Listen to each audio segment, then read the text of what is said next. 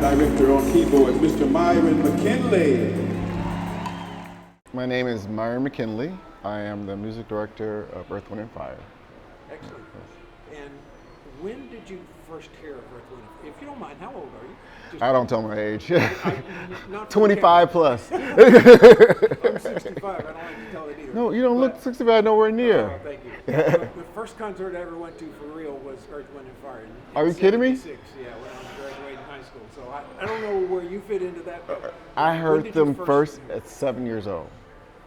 And I was 7, and I remember holding my cousin and they were playing fantasy. And to me, all I studied at that time was classical. So I remember, I was like, ooh, they turned a classical piece into, an R&B song at 7, and that's the first time I heard it, and I'm thinking it was crazy.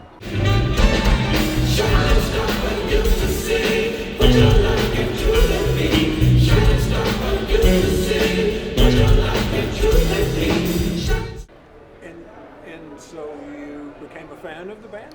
Oh, absolutely. I mean, to me, that was one of the first introductions, but I really, kept reoccurring after hearing different songs. And to me, the magic of them taking so many instruments and combining them together to make a piece was almost like it's a mathematical equation, So you hear all the pieces playing together.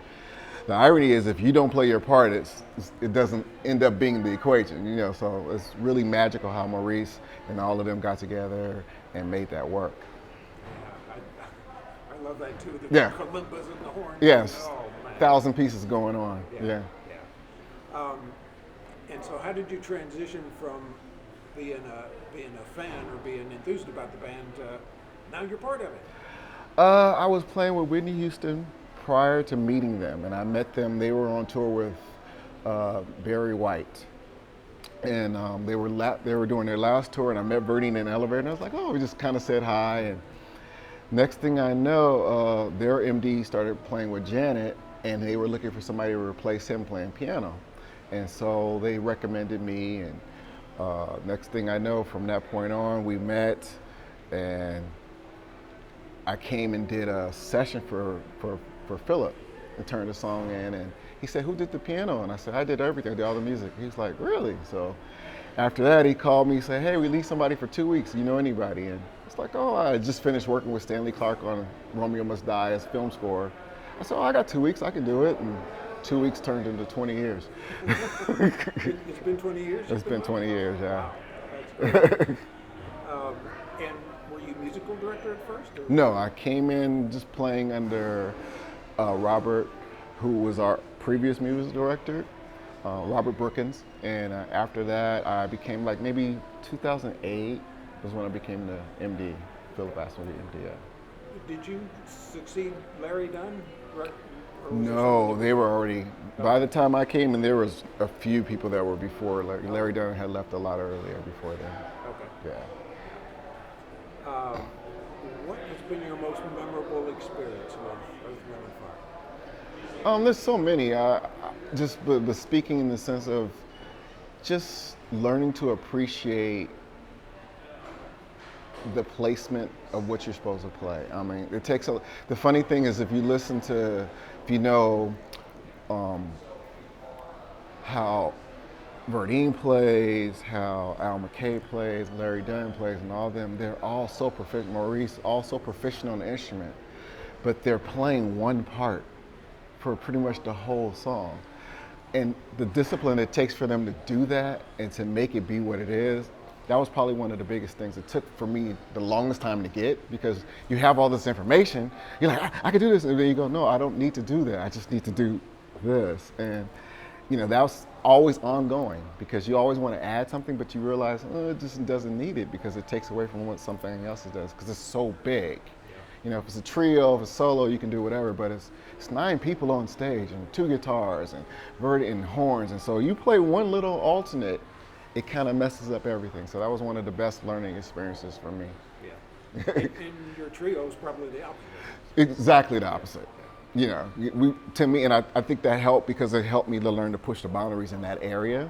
So once you learn how to push the boundaries in that and you get used to doing it, it's comfortable to, like my favorite song to play now is Serpentine Fire, and I play the same thing for 4 minutes. you know. But it's an important fourth. But it's Important thing. fun because you get to hear how all these things piggyback off of that. Yeah. You know, and it starts off, oh, then you hear what Verdine's playing. Oh, the guitar's playing this, and they're answering each other along with what you're playing, and nobody's getting on top of it. Yeah. And it becomes this powerful movement when you hear it like that. Yeah. Nice. Can you explain to us what gear you use on stage? I have to use a lot of different things because we now, because we're doing the Lionel show, it's only 65 minutes, but when we do the 90-minute show, you never know what Philip's going to call. Philip's one of those artists where he looks at the crowd and decides what he's going to call. So you just never know. So I have things that are just in case. You know, for example, he might call Sun Goddess, which leads to the lead line that you got to play. So I have a couple new different things up there. I have a Viscount keyboard, which has a really nice Rhodes. I have a Dexabel, beautiful piano and strings. I have Roland that kind of covers pretty much everything. I have a new keyboard called the Osmos. You check that out? It's pretty amazing from France, and it's touch sensitive. So I'm still learning it, but it offers so many opportunities to play different things. Like the lead line is perfect, but the strings and how you touch and move it. So there's a lot of stuff that I'm trying to bring into the old style of what they did to make it different. And you're using a Rhodes, you said? A real Rhodes? No, it's a Viscount. Oh. Viscount, okay. but their Rhodes in there is really nice. It's really nice, yeah. A lot easier to tour with, I would guess, than a real Yeah, Rhodes. yeah. It's a little harder. They'll be repairing it every day. Yeah. I'm surprised that there's not a set list. So, There is now, because we have to do 65 minutes because there's a time limit. But when there's a 90-minute show, no. Philip is not like, Whitney used to be like that. This was a set list. What she started out at the beginning of the tour would be what we did at the end of the tour. Philip, no. Philip, you know, and every artist is different. You know, some artists go out there and they like I heard Stevie Wonder doesn't even give you a set list. He just starts calling off or starts playing it, and you just better know it. So everybody's different. Philip kind of goes and looks at the audience and gets a vibe off of that, and he'll just start calling. So I have a microphone that goes to everybody on stage, and he'll look at me and say, "We're doing this." And then I'm responsible for telling everybody else, "Okay, the next song is blah blah blah." You know. how much stuff is pre-programmed, sequenced, recorded? A little backgrounds because they're dancing and moving around. For example, on After the Love, the Moog line is that's programmed on there because I'm playing the piano part. So little things like that, not much. Sometimes some of the strings, because we did some things with a 90-piece orchestra that made it really nice to have that in the background. So we put some of those things in there, but just little things like that. Okay. You started out as a piano player when you were 3 or something? Started at 3, yes. Yeah, nice. Yes. At some point, you discovered synthesizers. What was the story there, and what was the first one you? Jeez, that's a good question. Roland SH-101, remember that? I think that. hadn't read one. Yeah, I think that was the first one I got when I started getting into kind of creating sounds and stuff like that, and I didn't really get into it until I heard some of the things that Chick was doing at the time and Herbie were doing at the time, and I was like, how are they doing that? Especially Chick would do the little bending thing with it, you know, with his finger, and it was so smooth that I was like, how is he doing that, you know? So that's kind of what got me into the synthesizer. Then, you know, when the computer became part of it, it's like, oh, now you can create all these different atmospheres with it, so I loved it after that. Yeah. Yeah. You probably use quite a lot of computer software-based stuff to do film scoring and Absolutely, yeah, absolutely. I mean, today, when it started out, it wasn't as detailed and as organic and well-sounding as it is now.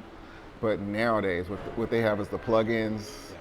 It's surreal. You can fool people. You know, my whole album, like, there's a couple people that goes, "Oh, I love the Fazioli you're playing on my CD."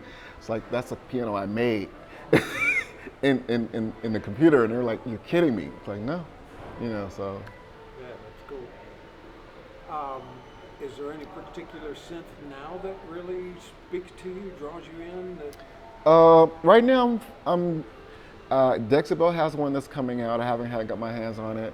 Roland has a couple that I love. We use a lot of their stuff up there. And I'm using the Osmos right now because I just want to use some of the strings and the move stuff because of the way of the tempo way it moves. So it adds a human voice to it. So if I just touch like this, it bends, or if I go this way, it bends. So if I do this, it kind of sounds like a vocal tremolo, and I love that. So to put that on a string, you get that little crying aspect that comes out. So we're fooling. You just explore as stuff comes out and see what works. Yeah. Nice. I was going to ask, are you a fan of the older analog stuff? Oh, absolutely, absolutely. Just the problem was I never could get it because they were so expensive. But I remember working with Stanley Clark on the movie scores, and he had a lot of those in his studio, and then hearing all the stuff how Herbie did film scores as well, and what they had there, and just seeing them in the old videos and going, oh, that's what Larry was using. Oh, this is what he was using. It's like, those things are amazing. It's just like you said, they're just so expensive and hard to come by that work, and the people that have them that work, they don't take them out. they keep them in the studio, and that's it, So it's hard to find them. Yeah. What else should we know about Myron? Just that. Lover of music. We have a couple things coming out with my trio for my own project. Looking forward to Chicago tour with Earth, Wind & Fire. That's always fun. We're doing that coming up next month. So a lot of things in the works. A lot of fun things in the works. We were hoping to catch you with Santana a couple of years ago. Yeah, that was nice too. That was a lot of fun. Yeah. Bumped back a year, and then it got canceled. So. Right. Yeah. So the world collapsed and everything changed. It's a different place, isn't it? It really did. It really did. Kenneth, you got any good questions? If you had to pick one keyboard of all, not worrying about load up or maintenance, just based on how it makes you feel. I couldn't really say that because I would have to just say a piano, because if that's what I'm gonna have to deal with forever, I would just stay there, because that's pretty much what I started on, and you can express yourself on there. I think everything else are tools to express from the piano, but you can't beat the original piano, so that would be it for me. That's so true. We have a showroom that's got Prophet 5 Rev 2, yeah, all this crazy, really cool vintage stuff. And whenever anyone goes, you used to have Rhodes in there, and we don't go sit at the Rhodes. yeah. And the Rhodes that's a whole different kind of beast. If you really listen to Donnie play, it's even in what Larry Dunn did and After the Love, and the choices he made for the sounds. I don't think a lot of credit, and I hope he hears this. I don't think a lot of credit went to the choices he made for those sounds, because they made a big difference in how they cut and how they felt, and just amazing. For me, it's just a student of it and listen to it and go, okay, I'm trying to emulate and bring that feeling that he did for those certain things.